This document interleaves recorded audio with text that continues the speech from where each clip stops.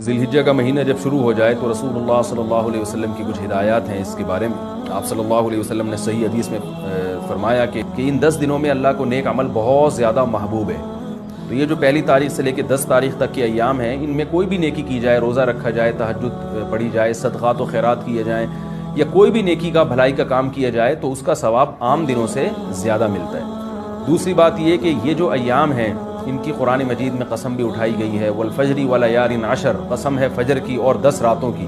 तो जमहूर मुफस्सिरीन इस तरफ गए हैं कि उन 10 रातों से मुराद ज़िलहिज्जा की रातें हैं। तो इनके दिन की भी फजीलत है और रात की भी फजीलत है। और रसूलुल्लाह सल्लल्लाहु अलैहि वसल्लम ने इन अय्याम के बारे में फरमाया कि जिस शख्स का इरादा हो, सही हदीस है, जिस शख्स का इरादा हो कुर्बानी करने का तो उसको चाहिए कि इन दिनों में अपने नाखून और बाल ना काटे। बेहतर है, मुस्तहब है, कोई फ़र्ज वाजिब नहीं है, लेकिन अफजल ये है कि जिसने कुर्बानी करनी हो तो वो पहली तारीख से लेकर जब तक कुर्बानी ना कर ले वो अपने बाल और नाखून ना काटे।